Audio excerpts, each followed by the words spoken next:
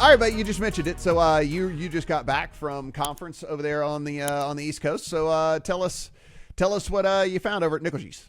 Yeah, very interesting conference this time. We know that the National Council of Legislators from Gaming States, NCLGS, hosts 2 conferences a year. This one was in Pittsburgh. So we were, of course, in a legal sports betting state, being in Pennsylvania. And I thought the content was interesting from this perspective. There was talk of the new verticals of sweeps and casino and a little bit of DFS plus Flex 2.0, whatever you want to call it. The Prize Picks and Underdog folks were out in force at this conference. But one of the notable panels that got a lot of attention was Billy Walters and the guy known on Twitter as Spanky, professional bettor.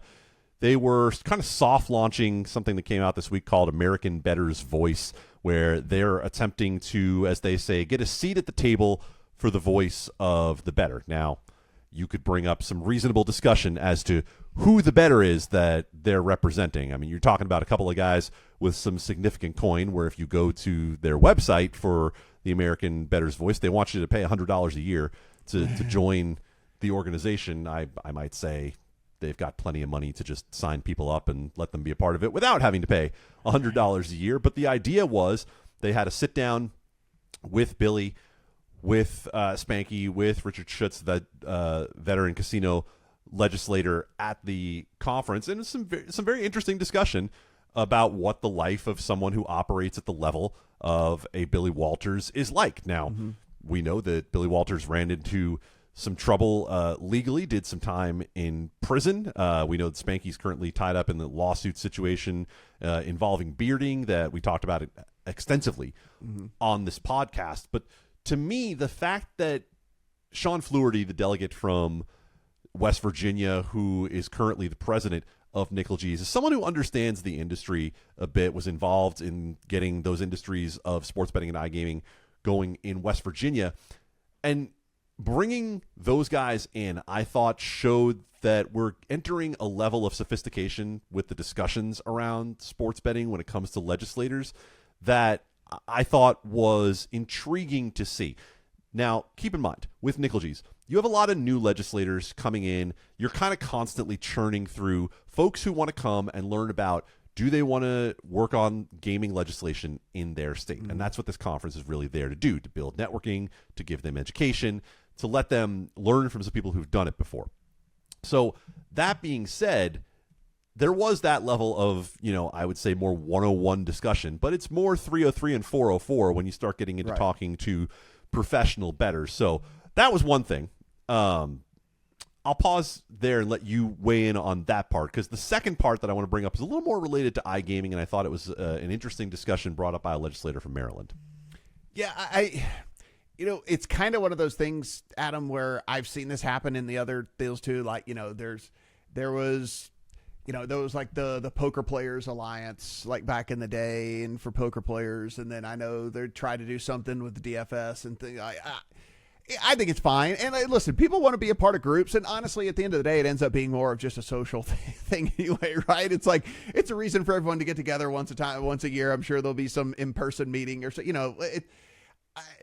I don't know how strong the voice really will be specifically in sports betting for it's different in poker, and maybe it's different even in DFS, right? Because the high volume guys really do put in a massive amount of the fuel into the fire for those sites, right? I mean, like, high volume poker players, high volume DFS players are super coveted because those dudes are really and truly a bigger portion of the pie than most people realize.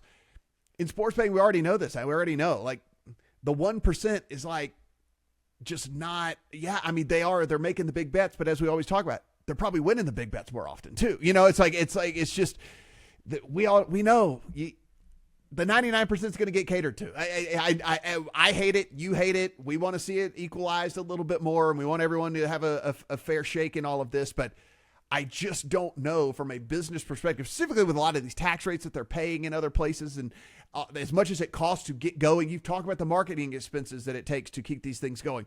It's not even that. How about the initial rate to get going in a lot of these states? You're paying $10 million to get going in Pennsylvania whenever with this thing all started. Like you're $10 million in the hole from day one. And all, so it's just, I just don't know how you don't cater to the 99% when it all comes down to it.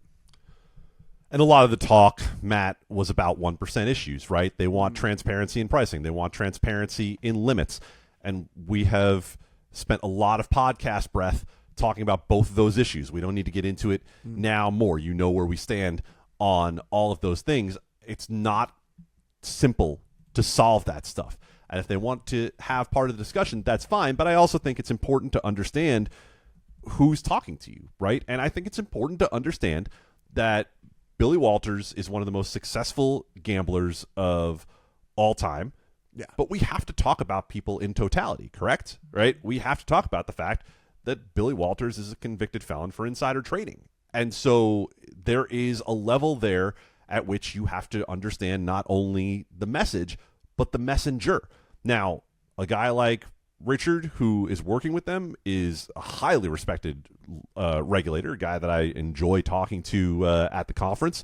Spanky, I don't think there are a lot of folks who have neutral opinions on Spanky, right? You kind of either fall on the side where you're in his camp or you're against him, and a lot of that is fostered online by the discussion that happens there. So just another interesting nuance to that part of how we talk about this. Now, I thought that Ron Watson from Maryland talking about iGaming only did it for about 15 minutes. Sean Flaherty brought him up at the end of a panel to have this discussion about what did you learn from trying to get an iGaming discussion going in Maryland, and what will you try to apply next year? And man, he gave one of the most succinct, intelligent, nuanced sets of thoughts on this that I've heard. And I thought the really interesting part that what Mr. Watson talked about was you have to have a team. You can't just drop a bill and think that it's all going to come together. You have to do education. You have to have all of your people lined up before you do this. And when I say all of your people, I mean all of the people who would have an interest in where this goes, including the land-based casinos, including which operators will be coming in to run the iGaming product. Most importantly, maybe when it comes to the legislative process, you have to have your legislators and your executive branch people singing from the same songbook on not only what the tax rate is, but where the money is going to go, because it doesn't take much to derail it. And we saw it in Maryland this time where not the small casinos, not the major players, but right there kind of in the middle with Live, where they brought in the unions. And the unions bust in people and talked about how they were all going to lose their jobs if iGaming came around because of people not playing in the casino anymore. And whether that is true or not, we've been on record talking about how cannibalization fears are overstated, but that's something that legislators are going to listen to. They've got constituents standing right in front of them telling them don't do this, and in a lot of them. And that union presence was a big reason why that bill ultimately didn't get as far as they needed it to go. So I thought that was very, very savvy discussion from Mr. Watson about what he learned and how he'll bring iGaming back next time. And it was great information, I thought, for anybody who's going to try to drop that bill in their own state, to say, listen, this is not something that you can throw out there without having all of your ducks in a row before you do it. You can't just throw the bill out there and say, well, let's start a discussion, because that discussion will be started for you and likely ended for you by other people. Adam, we got to put a bow on this. What was the best beer you had while you were there? Oh, boy. Well, at the game, you're at the Pittsburgh Pirates game, which we were able to attend. That's icy light territory, right? Like that, you're supposed to do that. Now, I don't get to go to the East Coast very often, so I don't see Yingling very often. So when I get a chance to get my hands on a Yingling, I get kind of excited. I enjoy that. Yeah. And at Wrigley, it was old style, right? Well, that's the thing. You beat me to the punch there. I was just going to say, first time at Wrigley, an absolutely perfect summer night. I lucked out and was able to get a really good ticket, 10th row behind home plate for far less than what you would think I would have paid for this ticket. Look at that humble brag right there. I love it. I love that. I'll tell you straight out, $150. Like the ticket was 100% worth it. Oh yeah, absolutely. But when I sat down with my old style and my hot dog at Wrigley Field on a perfect summer night, that instantly became the best beer just because of where I was. I like hearing that. I'm not a beer guy myself, but I had me an old style whenever I was in Chicago. Yeah, it was one of those things. Yeah, I just did. I can't help it.